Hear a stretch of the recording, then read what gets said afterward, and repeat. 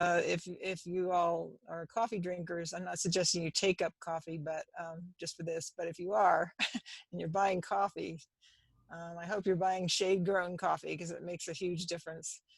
Over here on the right is a typical sun-ground coffee plantation, which is totally environmentally just really bad. It's just they degrade the soil. They We move into kind of the meat of what we are going to talk about. I want to thank NOFA Mass, the staff and board who come out and assist with the program by doing different workshops. So we really like to show a convergence of community, ancient knowledge, as well as the scientific, uh, some of the scientific work that's coming out of NOFA around from their advocacy and education to build the bridge, but to show that where the origin is.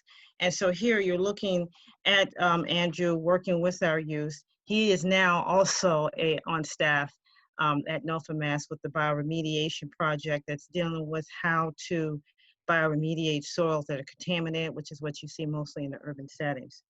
So I wanted to kind of go a little deeper into the subjects that we talk about as it relates to organic farming. Now, a lot of people, when we first start talking about gardening with the youth, they were trying to figure out what is that exactly, who really does that.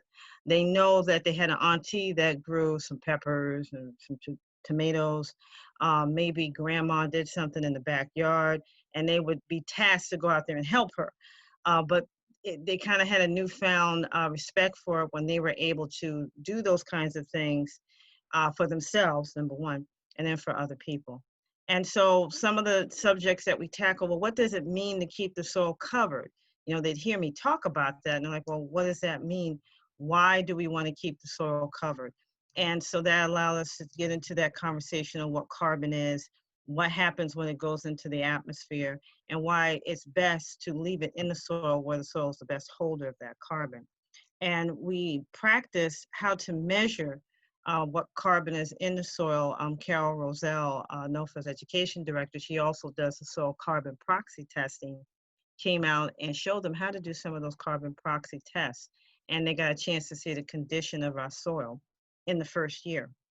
And so that gave them a bigger context right where they live of what can happen when more organic practices are used. And we showed that correlation between climate health, soil health, and then eventually human health.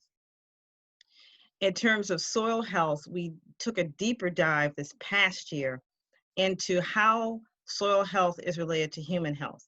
And so the minerals that are in the soil are also things that we need and we have to have and the plant has to have. So there is a weaving together of soil health, plant health, and our human health. So to give you a greater context of what we're facing in a place like Springfield, and you see it as well in Boston and the Mattapan area, parts of Worcester, is that in a lot of communities of color, we have a lot of health disparities. So we're the biggest sufferers of diabetes, of hypertension, of obesity, high cholesterol, asthma. And a lot of times that asthma is related to pollution and what's in the community. And so with gardening and showing our youth that that's a way to alleviate some of those ills, all of those ills, then it has taken on a greater meaning. And where we talk about human health in a book, and I think you all will be able to show this. This was from the first project I did. It's backwards, but it says Urban Growing, Maximizing Fertility and Production in Compost-Based Soils. This was a result of the first work I did for 3 years with Groundwork Somerville and the trustees of Boston at their City Natives Garden. And so for 3 years, we worked with their plots through an MDAR grant to take urban soils, add different organic growing techniques to grow culturally appropriate crops. And from this, we developed this pamphlet that is used by a lot of gardeners, a lot of community gardeners, but we use this kind of as a course of study for the youth. And in particular, we wanted to focus on how do you know when your plants are deficient. Because oftentimes, if you know your plants are deficient, then you can tell when you are missing these same minerals in your body. And so we have this nice little picture, I think you can see it, of how to recognize different deficiencies by what's happening with the leaves, with the plant. And so then the question is raised, okay, so how do you know when you have a calcium deficiency or when you might have a magnesium deficiency? There are certain things that you see in your hair and your skin. Plants go through the same thing, and we can take all that back to the soil. And so we've added some cooking to demonstrate that. So that way it encourages the importance of cooking your own food, and something that Mr. Brunel talked about in terms of palm oil. What was amazing is that all these different processed foods that we buy, and all these different companies that make these processed foods, they use a lot of palm oil, and that's coming from his country. And so this is something I'm actually going to show that video to our youth when we can come back together, and that in this state of COVID. Because we're here. small Yeah. group. Yeah. Okay. Well, what I'm interested in knowing is, do you or have you been working with any municipalities, towns, and so forth in terms of trying to educate city councils and mayors and so forth about storm drainage and redoing some things in their communities that will keep flooding from happening and so forth? I mean, I think this is a really important thing for town managers, city councils, and so forth to know. And I'm wondering, do you or is there any organization that's working on this in New England or Massachusetts or New Hampshire?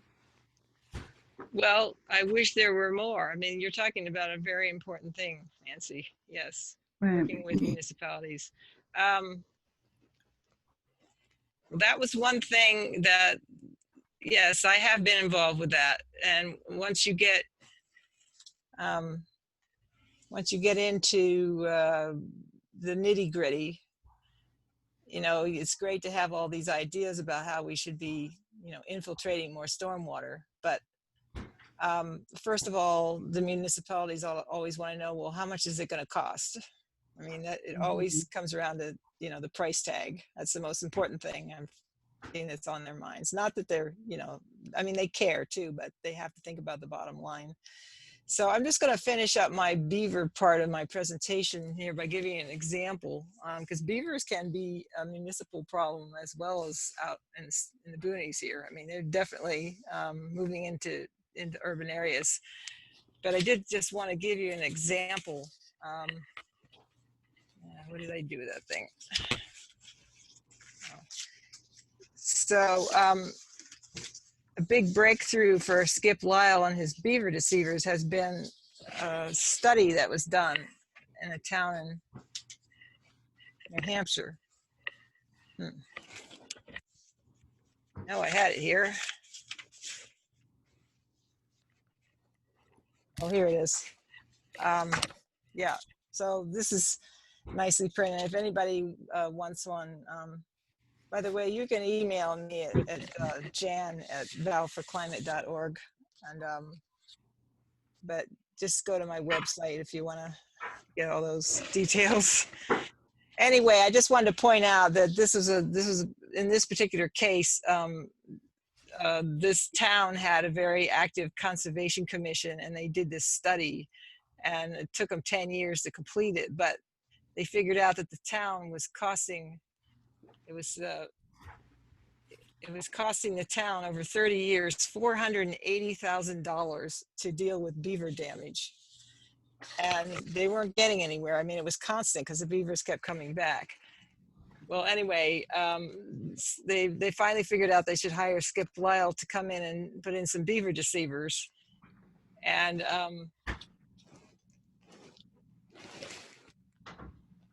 anyway, they figured out they were saving, this town was saving $492,000 by, when you added up all the math of, you know, instead of going the usual old way, they started using, you know, this new way, which was very popular with the residents because we were saving wildlife instead of destroying wildlife. We're saving the wetlands, and they're beautiful wetlands. So anyway, that just gives you an example. Mm-hmm. So anyway, so let's see. Can I ask a question? Yeah, let me write down some questions. Okay. Who's this talking? Oh, Charlie. Sure. Okay. I've seen in a few places where there's like a culvert going out to a pond, but there's also a pipe that goes out maybe 4 feet away, and the water goes straight down the pipe and then through the culvert. And I was wondering if that's if the reason they do that is that the beavers don't generally block those up. Are you familiar with that? Well, it sounds like you're describing something that's meant to keep the water level constant. Now, whether it's got to Right. do with beavers, I wouldn't know. I mean, Right. So instead of the water flowing horizontally like it would over a beaver dam or through a culvert, it yeah. flows straight down and captures the water on the surface. Right. That's a common way to control flow in ponds. So Okay. in order for it to work with beavers, it needs to have a cage around it, Yeah. so that they don't block it up. Okay. And Thanks. then there would need to be a cage in front of the culvert as well. So unless those were present as well, I don't think it had to For do that with reason. beavers. Okay. Thanks. Okay, if that helps. Does anybody else have a question about the beavers? Is there any other particular interest? I guess not. Okay. So yeah, I did want to get into the municipal part. Let's see.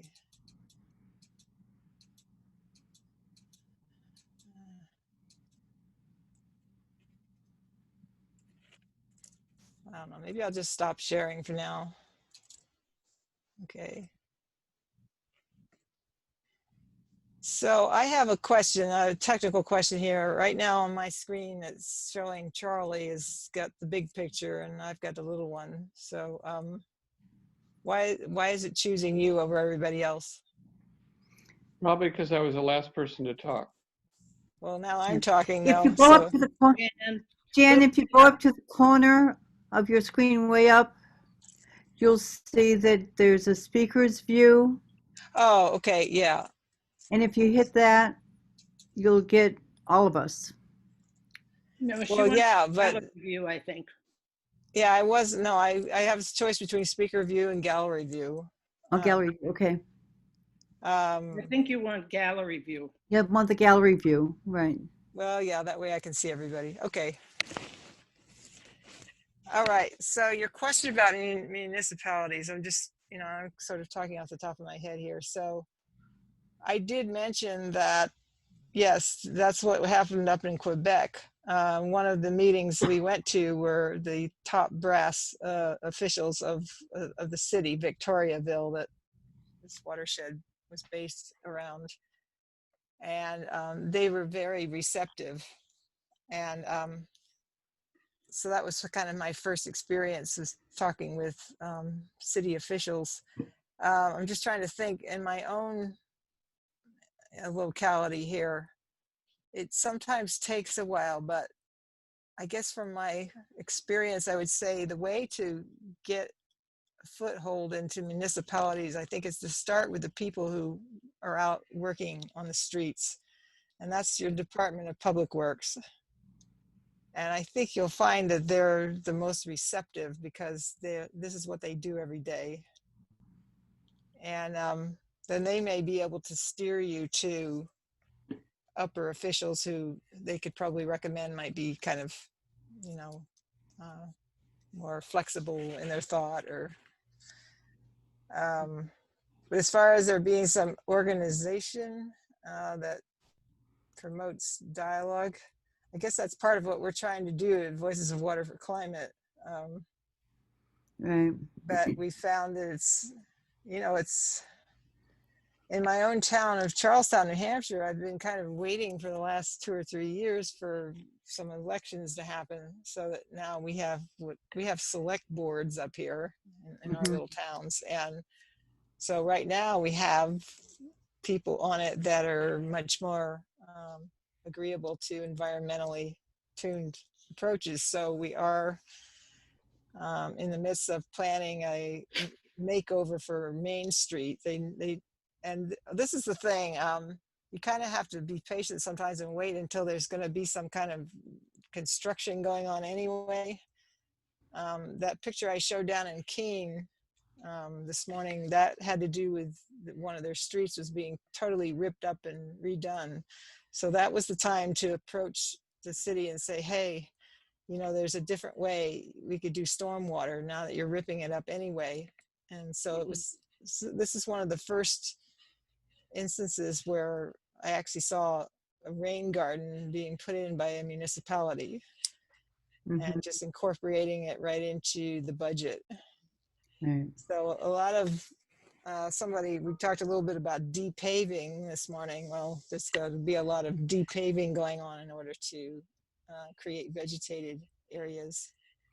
So you can kind of keep your eye out for road reconstruction projects, or also, yeah, maybe that's something I ought to work on. Trying to, like I mentioned a few minutes ago, it all comes down to the bottom line, and you can have a case that it's going to be cheaper for them to go the green way. And the thing about the green stormwater infrastructure, I mean, it isn't just some fringe thing now. I mean, it's huge. And I mean, I haven't caught up with the figures lately, but a couple of years ago, I believe Philadelphia was putting $2.5 billion into creating green stormwater infrastructure. So there's a lot. I mean, maybe you can find examples depending on how big your municipality is. And actually, when I was down there after we did our presentation at Bristol College, somebody in the room there invited us to come look at the city reservoir. So we got into a lot of interesting, very practical talk about, you know, how that's run, and he was very interested. And here in Massachusetts, we have a program the state's been running for the last couple of years called the Municipal Vulnerability Preparedness Program. Oh my goodness. And MVP for short. What was that again? Can you say what that again? Municipal Vulnerability Preparedness Program, and it's a program the state Executive Office of Energy and Environmental Affairs has funded to encourage each municipality, and over half of them in the state have already participated, to develop a plan for dealing with climate vulnerability, and then by going through the planning process, they can be eligible, I should say, for action grants. And a lot of these are nature-based solutions to various climate problems. A lot of them, things like dealing with flooding or drought, heat island, urban heat island effects, a whole range of kinds of things that are identified as potential issues. And certainly stormwater and culverts and the kinds of things you're talking about, rain gardens and so forth, are often a part of those, the grants that get awarded. So it's a big program, and I think New Hampshire has one similar, although I don't know as much about it.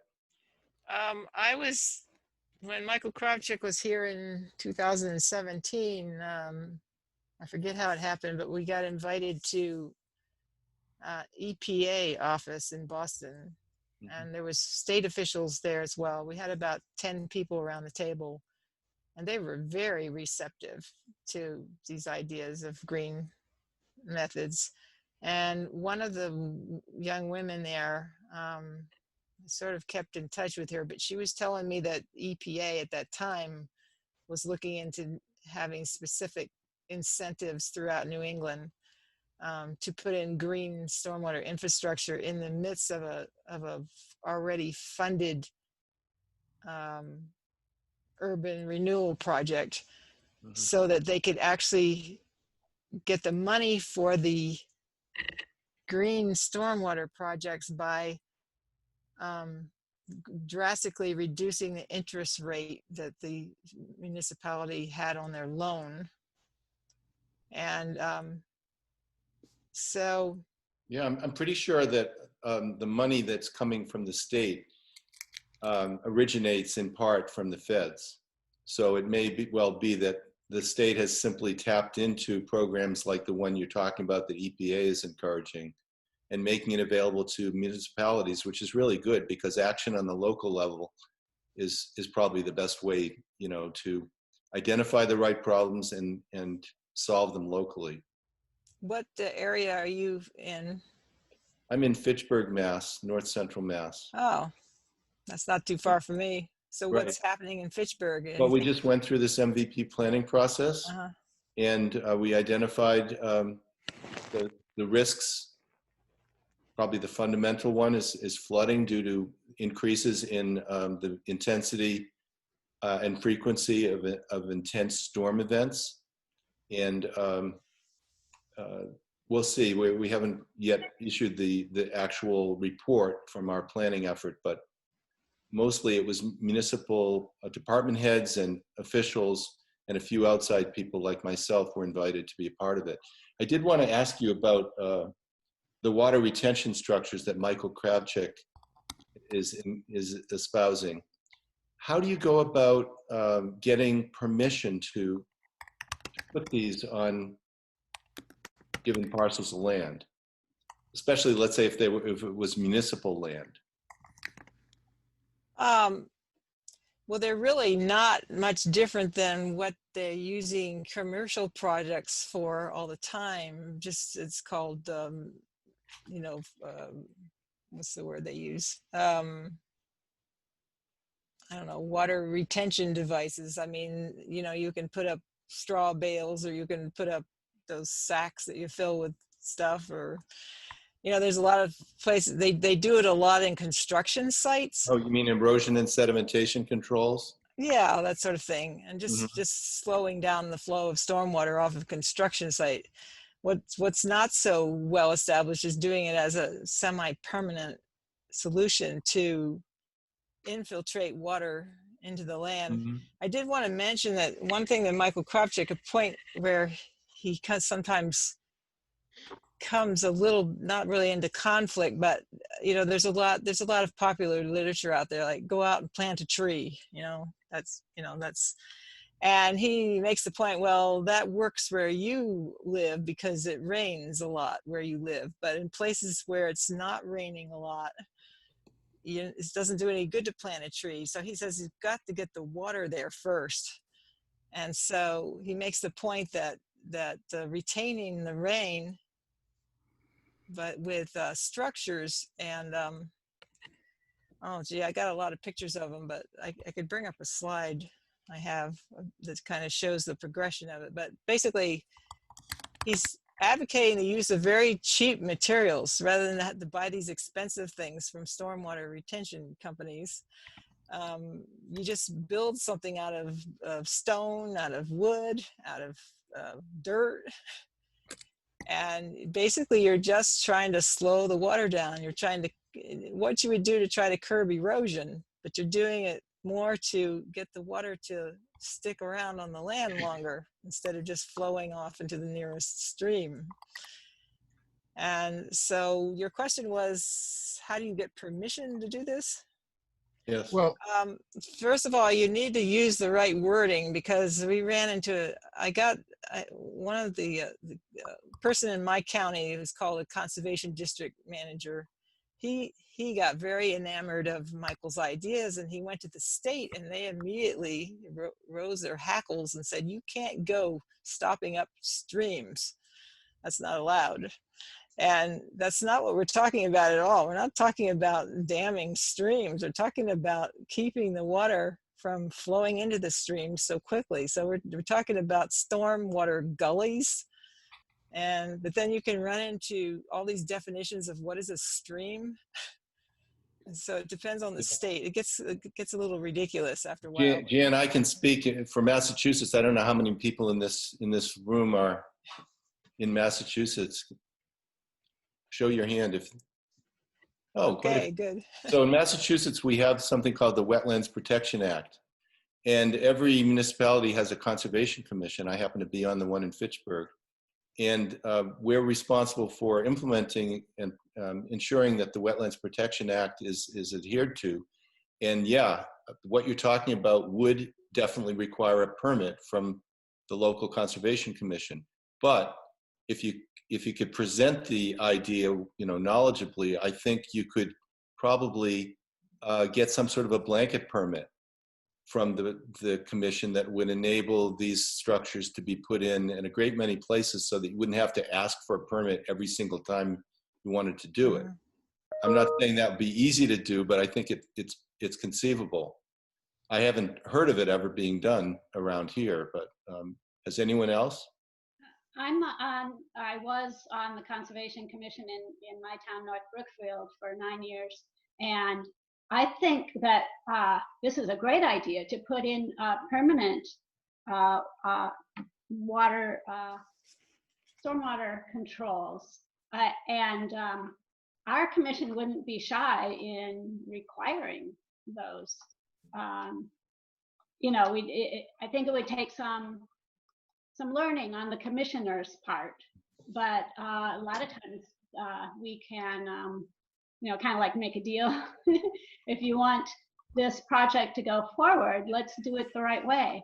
And so I think that's a great way in which people can contribute to making some of these changes. I just wanted to throw out also, in addition to the MVP process, most towns have master plans and open space plans, and those could be implemented into those plans too. So I think a nice thing is if you've got it in a plan, then it gives you more authority to go forward with that sort of project. Because the town will, through the plan, will have already semi-authorized those things. Yeah, so a lot of potential. Mm-hmm. From the individual project standpoint, the laws secretly require drainage systems and grates and such to be put in, but they don't tell you you have to use them.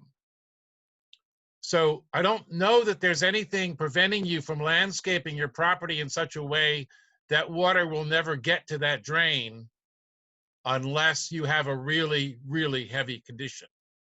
So you're talking about private property? Yeah, I'm talking about a private property or a project.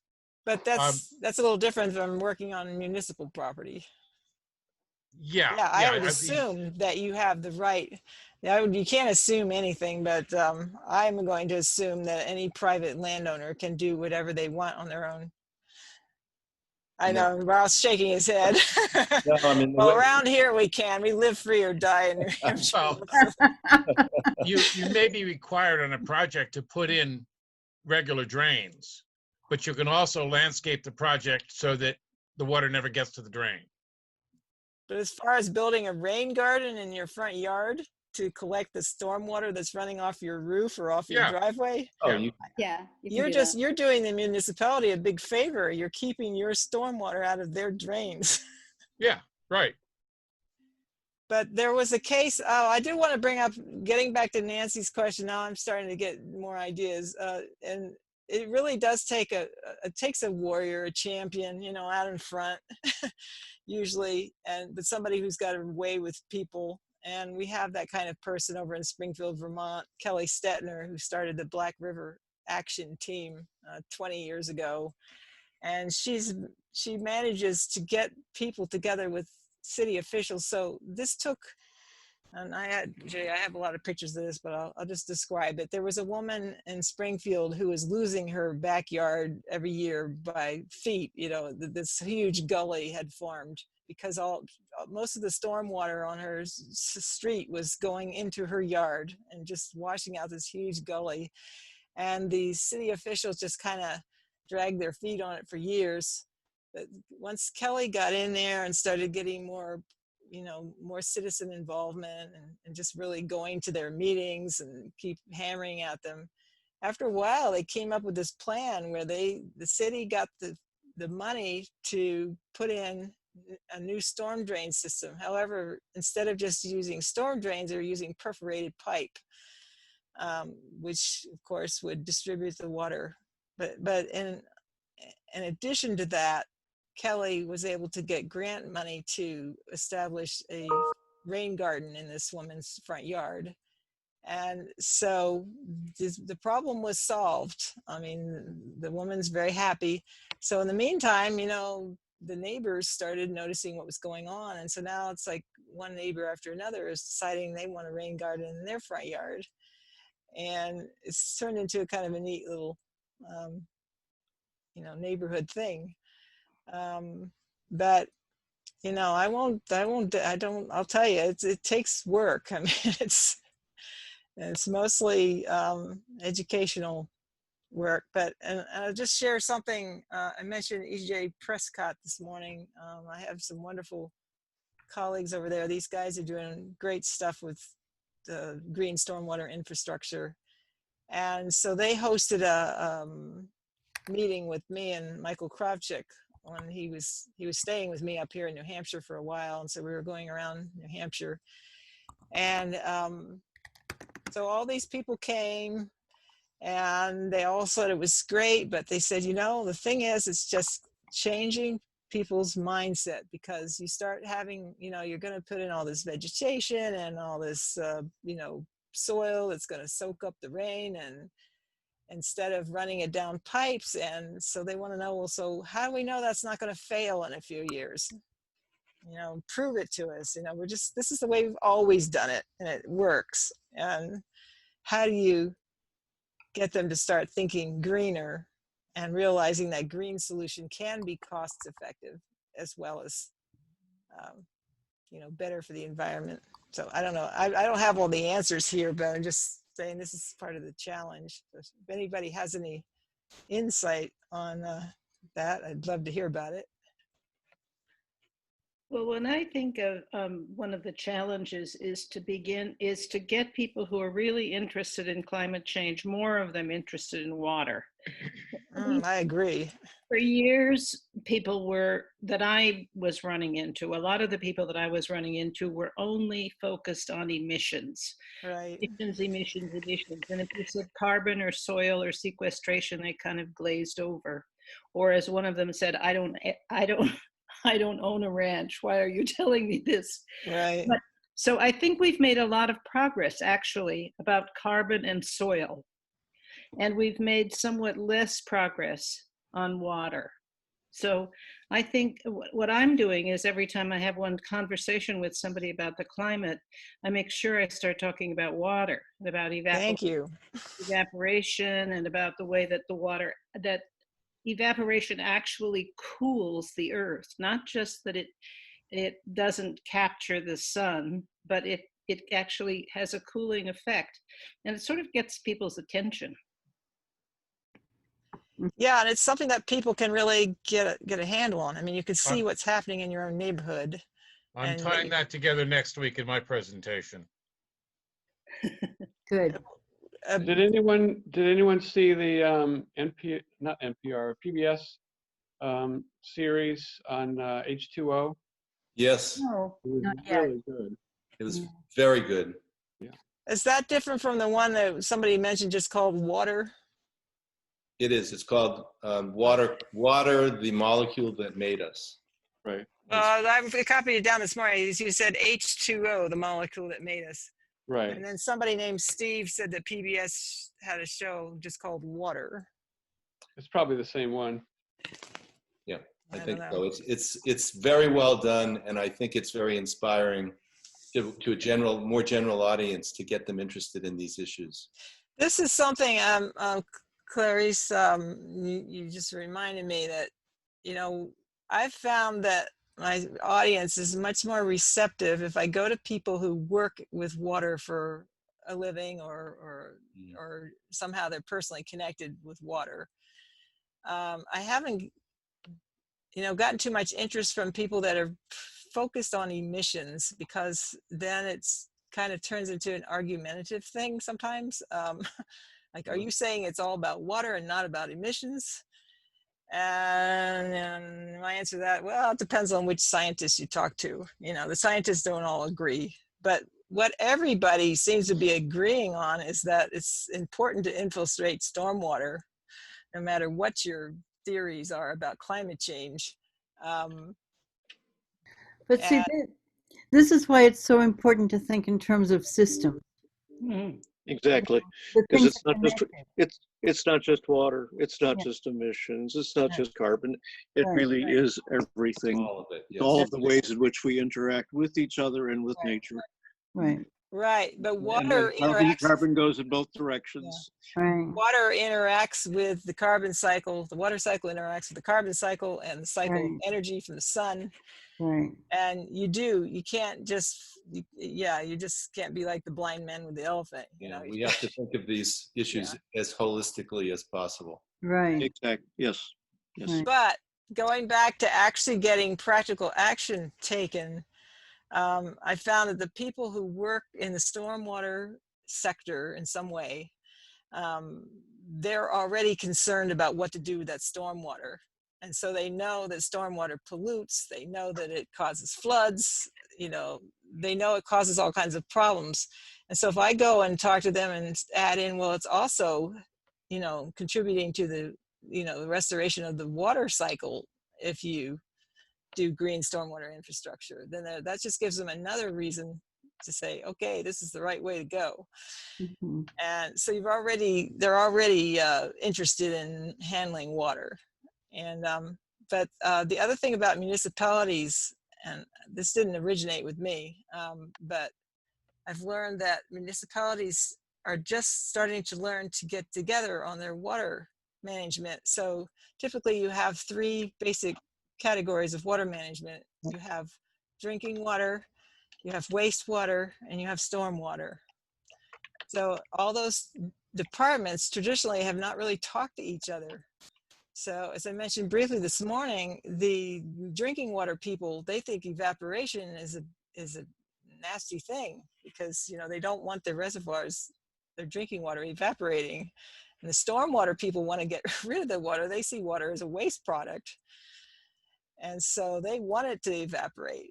So, and then the wastewater people, well, they're kind of in the middle there somewhere. I'm not sure where they are, but I see the drinking water and the stormwater management are kind of at odds with each other. Mm-hmm. And so they all need to learn that it's all the same water. It's like they almost think of it as being different types of water, but it's all, water is in a cycle. It's all the same. I mean, it's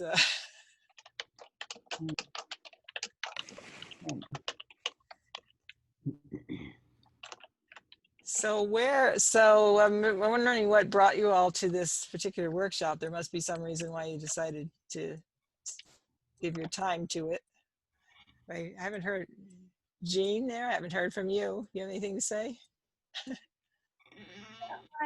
It's a relatively new concept for me, but yet when I think about it, I realize that we've been doing some things along that line all along. I haven't thought of it in the terms you're bringing. So for example, I don't know, maybe about 10 years ago at our church in Cambridge, we have a garden. We already were, doing some of your techniques in the garden, because we had a big problem with the water coming off the roof. And then we have a parking lot. And so we built a stormwater retention pool underneath the parking lot so that it would slow the water down from going into the storm drains of the city. And we won a Go Green Award from the city of Cambridge for that. Oh, congratulations. Yeah, thank you. But I hadn't kind of thought about the larger. Unfortunately, we've just done a big stormwater changes in Cambridge. So I was thinking this would be a perfect project for Mothers Out Front, which it's the sort of thing they do, which would be to to go to take away the horizontal storm drains that you showed and put in vertical ones. But then in order to do that, you'd have to have enough room beside the street to have some land for it to sink into. And of course, we mostly have brick sidewalks that go right up to the street. And we don't have, even the trees have to kind of grow out of the brick sidewalks, little spaces in the brick sidewalks. We just don't have the room to have enough garden space to I guess, make that work on a, you know. That gives me an ideas of some advice I've gotten about city streets. Number one, when Michael and I were in Boston, there was one afternoon where miraculously we really had free, so we decided just to take a walk around Boston. Of course, we were inspecting all the downspouts and the gutters and the pipes and everything, and so I asked him at one point, I said, look, you've got these buildings here and there's no land here. I mean, it's just buildings and sidewalks and streets. And he says, well, you get to go vertical. And so that started to get me thinking about how some places they're growing vines up the sides of buildings, and the vines are helping to, cool the climate, and they're also helping to cool the buildings. As a matter of fact, there's somebody in Germany named Marco Schmidt who has a company that designs systems, plant-based systems to cool buildings. And so he has these deciduous vines that go up the sides of the building. And I believe they're wisteria vines. They die back in the winter. So then the winter, the sun comes in and helps to heat the building, and in the summer, the leaves shade the building.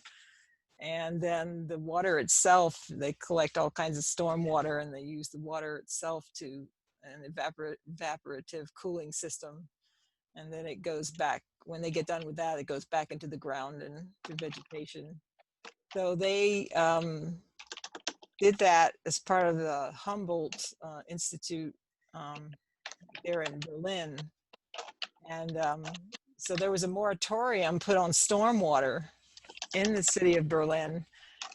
And so they designed this building as part of the university to show that you could have a stormwater, no stormwater emissions from this, this project. So it's really pretty cool.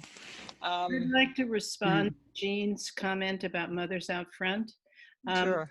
Mothers Out Front is a really, really effective organization, I think, and they have been focused on emissions and only emissions.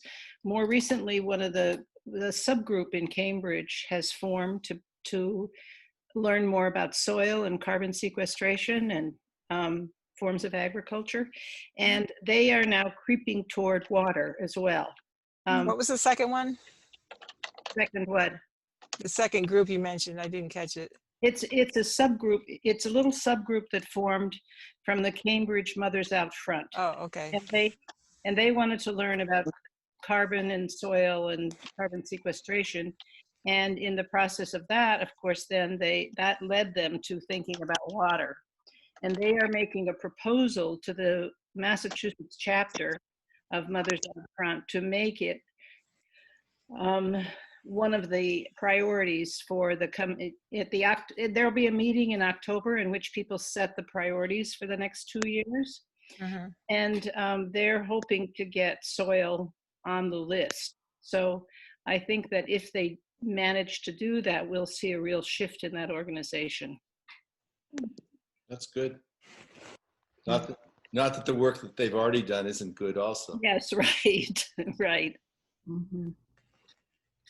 Jen, I was wondering, it would be very helpful if you have a list, or if you know where we could get a list of different organizations. You mentioned this place in Berlin doing work, but other places as well. I know Jan in Slovakia is doing work, but if you had a list of places and projects that were being done and so forth, I think that could be very helpful in bringing things to city councils and so forth to say, look, this isn't, this isn't impossible. People are already doing this, and they're doing it for these reasons, et cetera, et cetera. That would be really, really helpful. Yes, it would. It's sort of a parallel to what I said about the beaver deceivers, because until that town of Andover, New Hampshire came up with that study to show that it was saving the town heaps of money, now Right. other towns are starting to jump on the bandwagon Right. because of that study. And really all it takes is one really good example. Yeah. So if you had a list that you could send to people, you know, send it to Adam at Biofor. Yeah, well, that was something. I would just want to mention one other thing, which is quite relevant. I happened to meet. I guess it was because of a webinar I attended. There's a man named Tom Benjamin, and I was wondering, Ralph, if you had heard of him. No. He's a rain garden expert. He's an engineer, and he's located in Western Massachusetts, and he works with municipalities. He kind of does it from soup to nuts.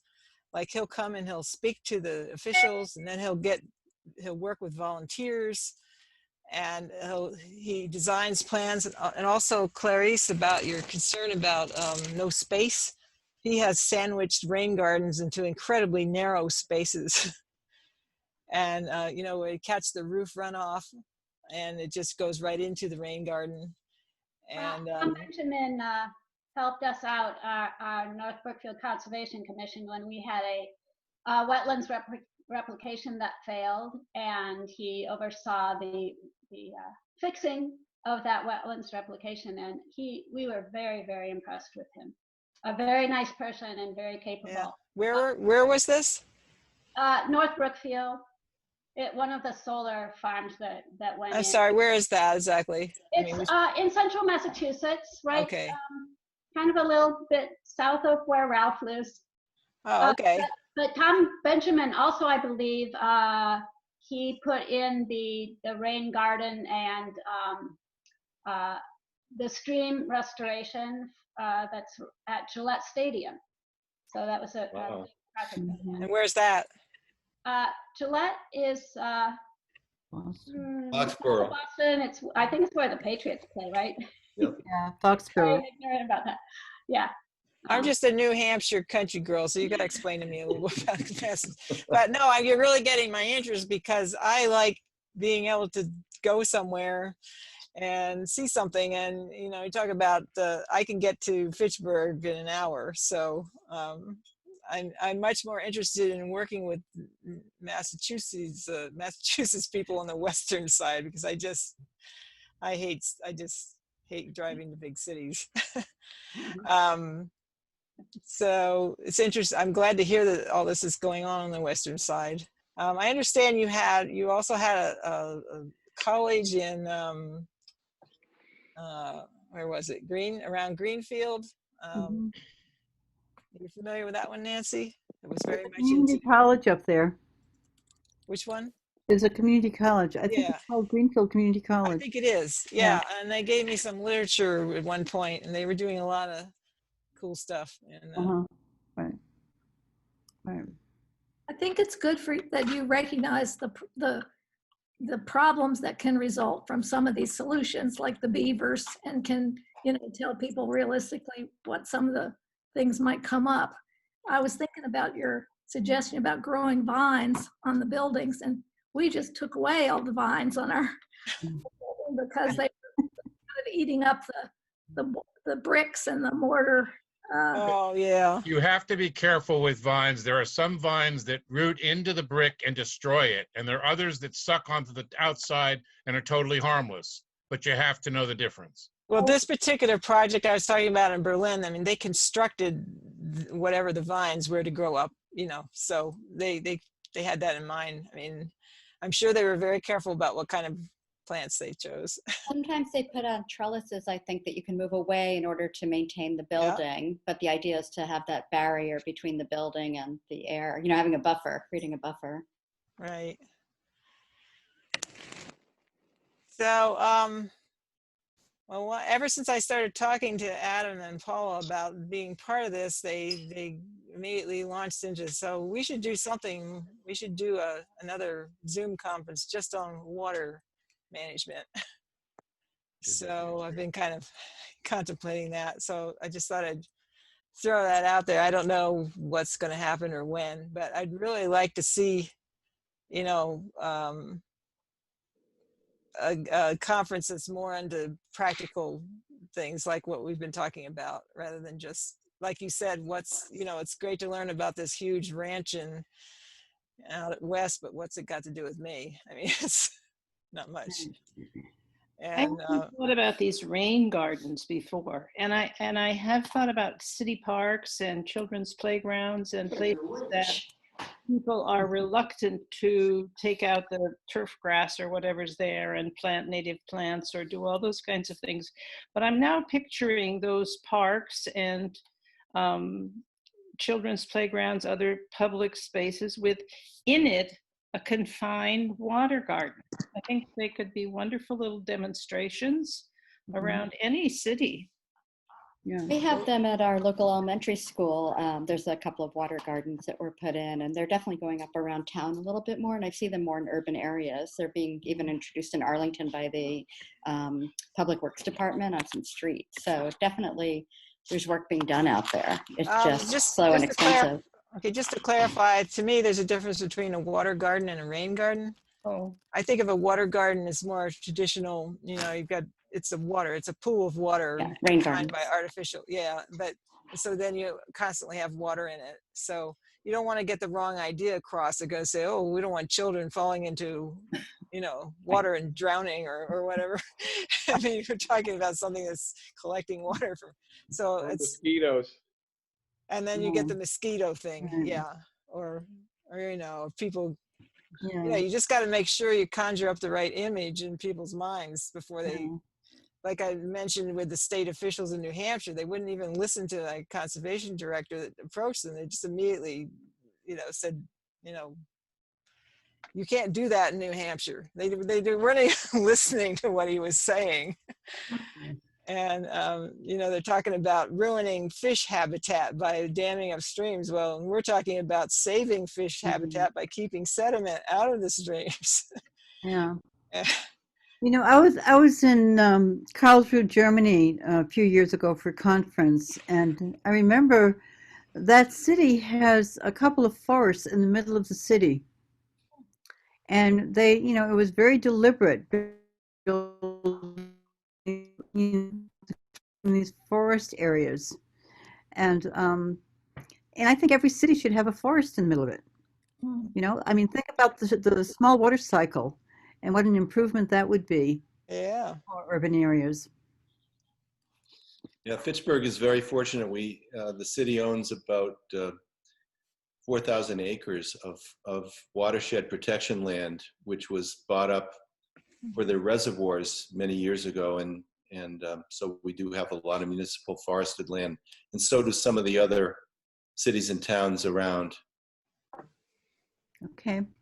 Ralph, what is your level of involvement with Fitchburg there? You talk as though you're quite involved with.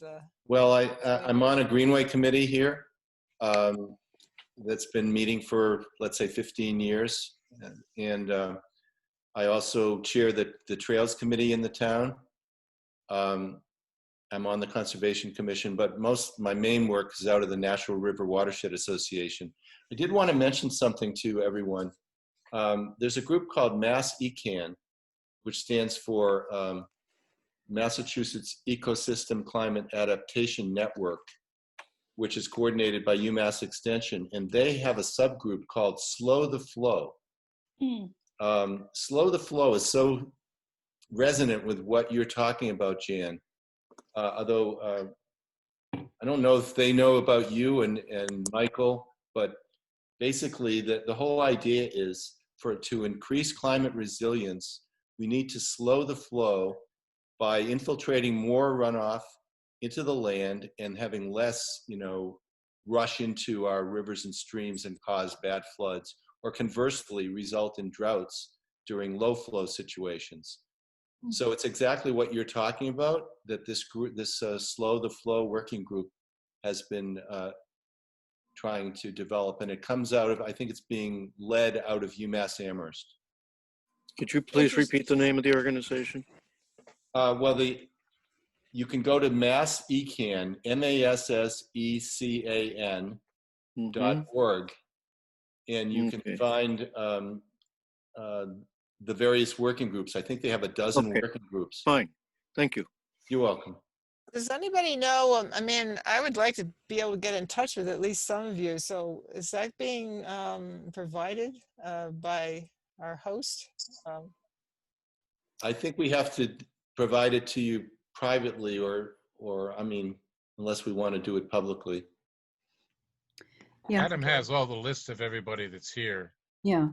Yeah, but he's told me for privacy reasons, he doesn't give out names unless people, you know, specifically say they want to.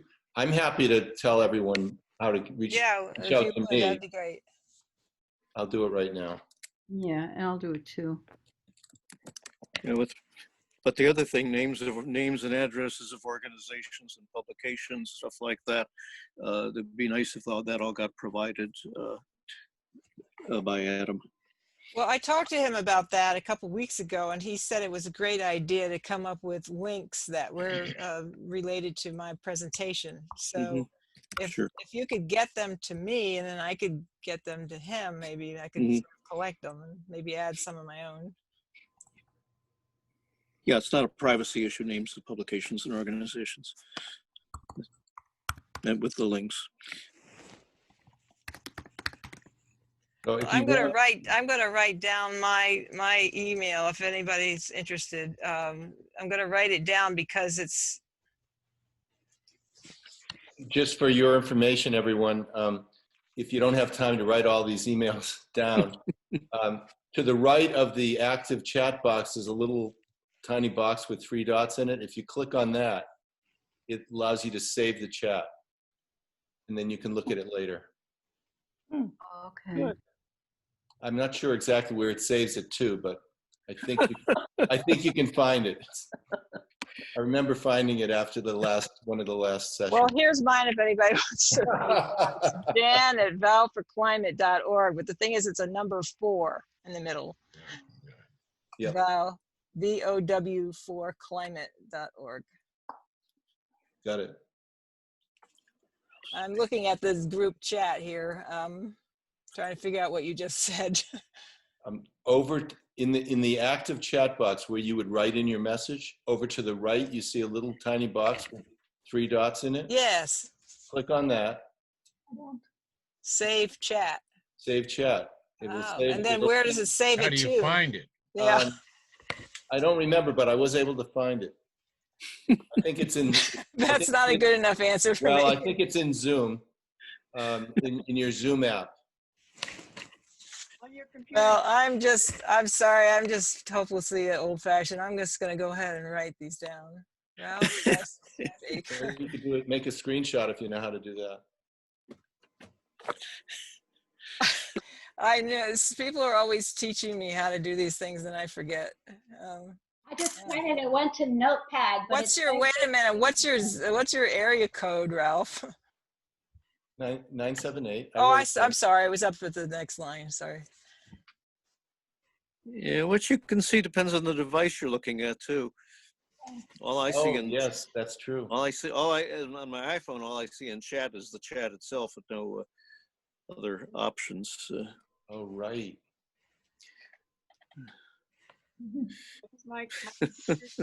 Yeah, I didn't think of that. We're not on the same kind of devices. Reese, was it you that had car trouble years ago and I gave you a ride? I was trying to remember. I knew there was something about a car and I couldn't remember. Did I give you a ride? Did you give I gave you a ride because your tires were going flat. And we needed to get to that restaurant to have dinner with everybody. Right. And then I called my husband afterwards because he runs a garage and I forget whether For recording of the chat, you might also just check with Adam because they're probably recording all of them. They are. Yeah. There you go. You think they're even recording this one? Sure, why not? I think someone is recording I think so. Uh-oh, we better be careful what we say. Oh, better shut up right now. Now you tell me.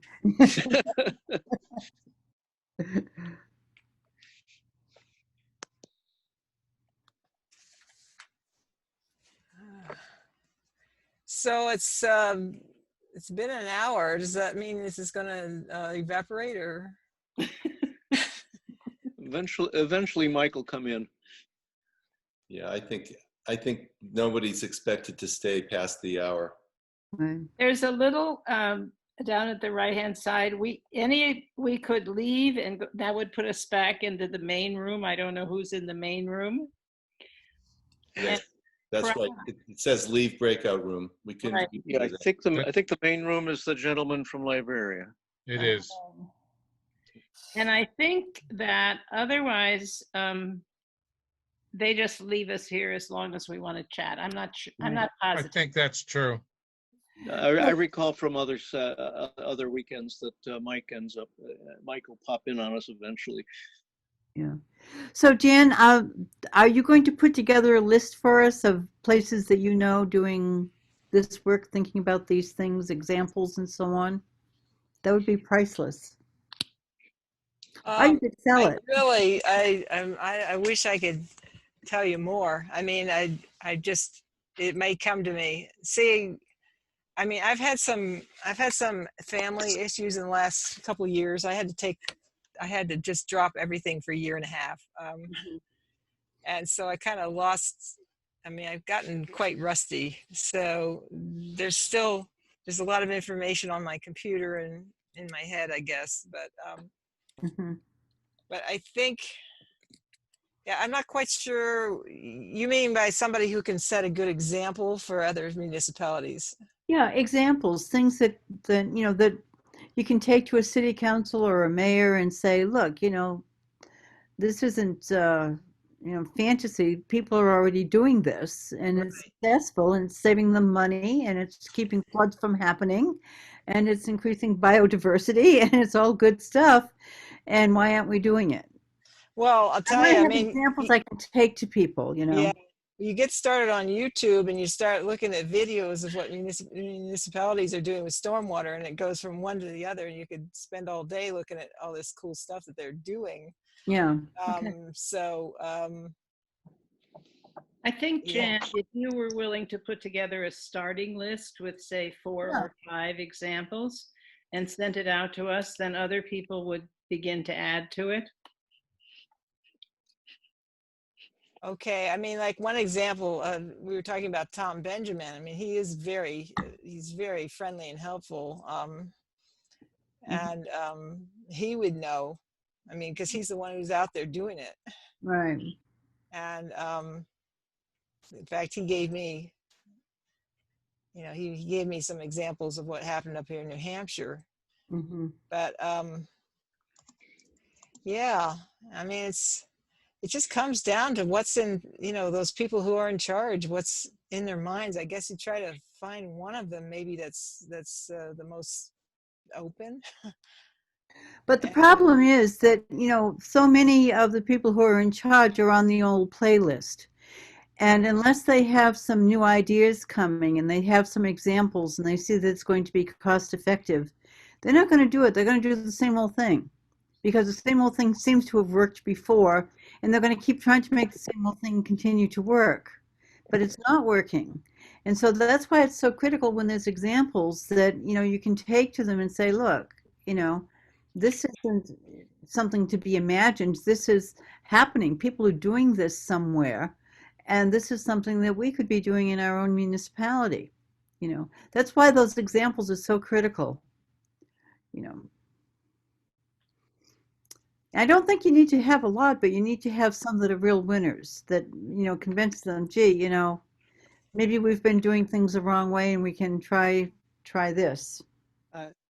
Because we really have to understand our elected officials very often know really nothing. It's amazing how much power they have to make decisions about things that they have no idea about. And that becomes our role, is to educate the politicians so that they're making decisions and putting policies in place and putting budgets in place that's going to be viable for the community. But we have to know what those things are to be taking to them. I do want to bring up, there is a way to kind of go in through the back door on this sometimes. And this is what happened in Claremont, New Hampshire, which is where we have our 2 family businesses. And so I got to know the head of the Department of Public Works there. And he actually came to one of Michael Kravchik's presentations when he was up here. And so he got interested in the ideas. And so I started meeting with him in various spots around Claremont. And so what he ended up doing was I didn't have to go through any municipal officials or get anything. He has a certain budget laid out for the DPW every year, and they have to do certain things with stormwater. So instead of doing it the old-fashioned way of stormwater, he decided to do something that was going to infiltrate that water into the soil as much as possible. And so he said, no problem. I'm going to get my crew out there this spring, and we're going to do that. Mm-hmm. And so it was his decision. I mean, he didn't have to, I didn't have to convince any city officials of anything. So I have to tell you, I'm here to tell you, you have to do that here in Massachusetts, especially in the cities. You have to go through city councils, you have to go through the mayor, you have to go through the planning commission, you have to go through that. Like a sword. Yeah, because they really don't want to hear something new very often. It's not a matter of going to some, nice person who's, awake. Because most of these people, at least in the city of Taunton, are sleeping. They're in the 1950s. They haven't got out of 1957. I'm here to tell you that. And the only way, they don't even want to hear anything about green anything. I can't believe that they have to hear about every move that the Department of Public Works is going to make to clean out ditches. I mean, well, yeah, but Nancy, I've heard that the Taunton watershed group is one of the most advanced ones in the state when it comes to climate awareness and planning for resiliency. That's your region. That's the watershed, but that's not the city of Taunton. But it has, as part of it, the involvement of a whole bunch of municipalities in the Taunton River watershed. Right. So I've heard anyway. I've never. Right. No, the Taunton watershed has been very active and very successful. But we have a very conservative administration. We have a very conservative city council. We have a very conservative school committee. I mean, there's Oh no, you busted froze. I would like to make a different suggestion, which is that this is an added which it's I think a really important suggestion. And right this instant, Jan is not able or too busy or whatever, not going to take this on. So my suggestion was we take this to Adam as a suggestion. Yes, you. I'm not the only Adam, Oh, yes, you are. You're the only one here. He doesn't have to do anything except to wait for the emails to come in. Right. And then those of us who come across an example, send it to Adam. And eventually there'll be a list with 4 or 5 names on it. Right. I don't know if Adam knows what the list is all about. Yeah, what's the list We'll about? teach him later. I mean, does anybody have any name to add at the moment? Well, Adam, when we talked a few weeks ago, you said that you like the idea of providing links that were connected with the different presentations. So I just told this group that. Well, if speakers send me those links, I'll put them up on the website. Yeah, so that's why I'm willing to have people email me the links. As a matter of fact, I'd love to explore them myself. And put Goldfarb's book Eager about the beavers on the list, please. But that's not the list that Nancy's asking for. Oh, sorry. I've been distracted. Well, I don't know. Maybe he would run for city council or something. Right. Recruit a beaver. Is that the one that's actually the one who wrote the book? I think he's the one who has a chapter on Skip Lyle and his beaver deceivers. I think so. Yeah, so that's really helped Skip's business. Yes, he told me that. So Ralph, you've had a lot of dealings with a municipality or municipalities. How would you weigh in on this? We actually have been talking about it throughout the workshop. Okay, then forget about Adam. It's all right. No, I mean, I got asked that question before, and Okay. there's an awful lot to it. Here, fortunately, I guess unlike in Taunton, we have a pretty receptive set of city officials to a lot of these issues, and the city supported a number of the initiatives that some of the nonprofits have been making around issues of climate, biodiversity, and so forth. So while it still takes a while to move the to actually make some progress, and funding is always an issue. But I'm encouraged by how receptive people have been. Well, perhaps we should get Fitchburg connected with Taunton somehow with you people. Yeah. Well, We're working on it. we've agreed to talk. We've agreed to talk. I'm sure we're going to talk. Yes. So you're going to get Fitchburg to talk to Taunton somehow We'll between see. with you as a channel. So we have a new ally in this struggle to move out of the 1950s, as Nancy put it, and that's the coronavirus, because everything is changing. And Laurie Garrett, who is one of the experts on this whole thing, and I don't know if people know about her, she wrote the book, The Great Pandemic, I think it was, back in the 90s, and was a journalist who received many awards for her coverage of Ebola and other highly scary things. And this morning, and she says she sees 3 years of this disruption as a minimum, not one big wave that's going to go on for 3 years, but it'll happen in Des Moines, then it'll happen in College Park, and then it'll happen.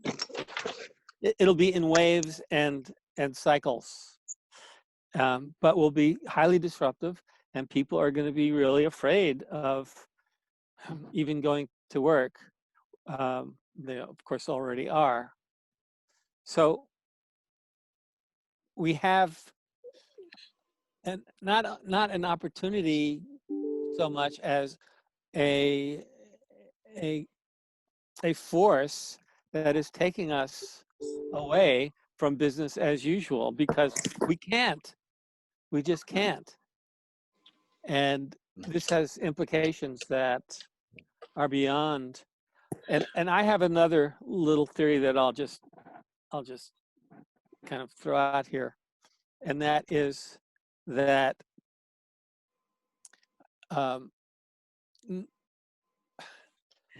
there's a book by a guy named Albert Crosby called Ecological Imperialism from 900 to 1900. It's about the European penetration of the rest of the world. And in it, he says, nature always takes care of populations that are in overshoot, and her ministrations are never gentle. And if you look at what's happened for the past couple of 100 years, and the quote unquote battle against serious infectious disease, you see that we have had, and it's not just one general trend, but there's an overall trend towards infectious disease getting really bad. And it was bad in the 14th century, and it's bad now, but it's related to the expansion of transportation and destruction of the biosphere and all of those things. And each time nature has an opportunity to make it worse and worse. And the coronavirus is a remarkably multitasking organism that is doing all kinds of things that we never expected, from COVID toes to losing your sense of taste and smell and everything in between. It's got this great repertoire of effects. And the diseases we've suffered have a purpose. We don't like them, but from an ecological perspective, they're managing a population that's out of control in relation to the habitats that we're in. And to me, I just see it getting worse and worse until we either go extinct or catch on and act accordingly and realize that we can't do this stuff. I mean, we can't. And now there's a COVID hotspot in the White House, of all places. Who would ever have thought? And there's no, I was watching this thing about the ninth century drama and they have an epidemic, and the character in it, which was way before the COVID virus, the character in it says, this illness that's striking the cities and the countryside has no respect for status or my lord, whether you're a king or a peasant. And that's what we've got. All the people who felt they were, not all the people, but many of the people who felt they were invulnerable are discovering to their surprise that microbes ultimately win. Has everyone seen the poem that Adam sent around? It's called An Imagined Letter from COVID-19 to Humanity, or something like that, or to humans. To humans, yeah. That was great, Adam. Thanks. I wish I had written it, but I didn't. However, the Center for Biological Diversity recently sent out a postcard with the face of a gorgeous vixen on it. And it has a poem by Pablo Neruda,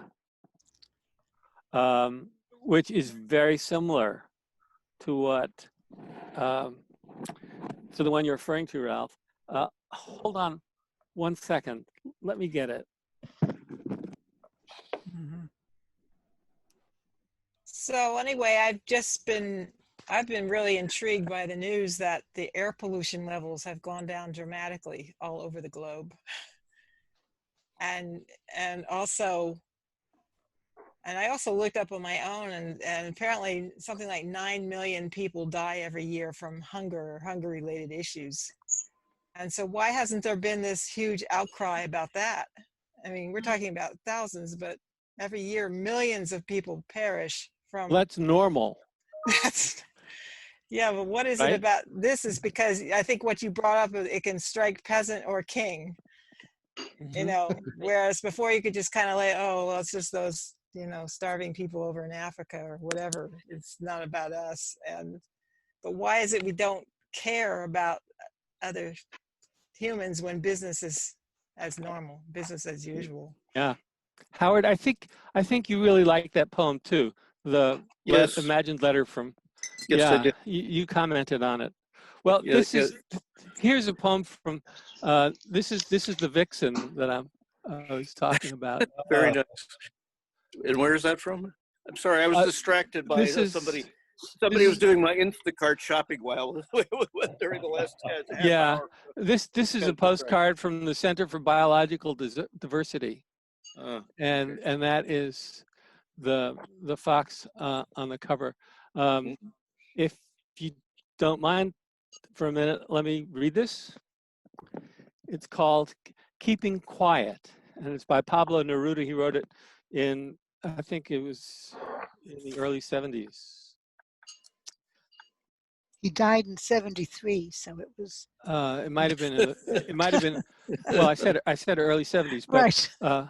So it was a late poem. Well, it might have been early. Anyway, it's called Keeping Quiet. Now we will all count to 12, and we will all keep still.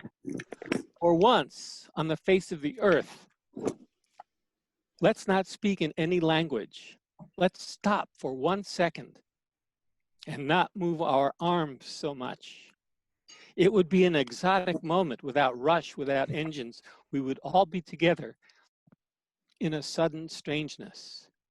Fishermen in the cold sea would not harm whales, and the man gathering salt would look at his hurt hands. Those who prepare green wars, wars with gas, wars with fire, victories with no survivors, would put on clean clothes and walk about with their brothers in the shade doing nothing. What I want should not be confused with total inactivity. Life is what it is about. I have no truck with death. If we were not so single-minded about keeping our lives moving and for once could do nothing, perhaps a huge silence might interrupt the sadness of never understanding ourselves and of threatening ourselves with death.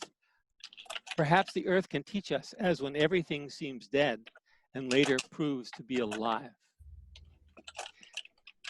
Now, I'll count to 12 and you keep quiet and I will go.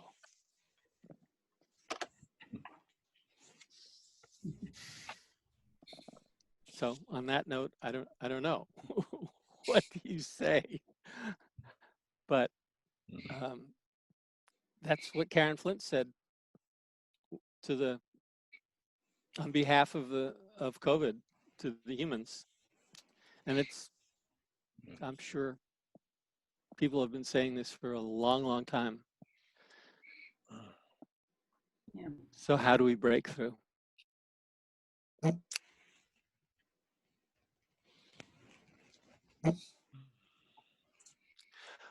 Okay, well, on that note, it's been a long and very, well, it hasn't been long. It's been a very quick and stimulating day. So I would say, Thank you. yeah, thank you. Let's all celebrate. Thank you, guys. Yes. There's a hummingbird outside my window. Oh, wonderful. All right. Where are you? In central Massachusetts. Oh, okay. I got snow on the ground and a gale wind going outside. I can't even imagine. I hope the hummingbirds know enough to stay away from New Hampshire for a while. Looks like Jan, our sky is brightening here. Jan, I have a question for you. Yeah. Jan? Who? Oh, Aunt Nancy. Yeah. It's Rachel. No. I have a question Who is for it? you. I Oh, wasn't part of Rachel. your workshop, but I was wondering, as an activist who's worked a lot through the city council, how much you go to that level of how about we do this and how about we do that in terms of, We've been talking about that for most of our session. okay, good. So what we came up with as a solution, I guess to start on the solution, was for people to send me ideas on that, like different examples of where people have worked with municipalities. So I shared a few of my personal experiences, but feel like I'm very much at the beginning of this. You know, it's a long process, and you have to do a lot of relationship building with these officials. Well, Rachel's an expert at that. Good. We need to talk to each other. Yeah, she gave a talk and a workshop at on a previous session.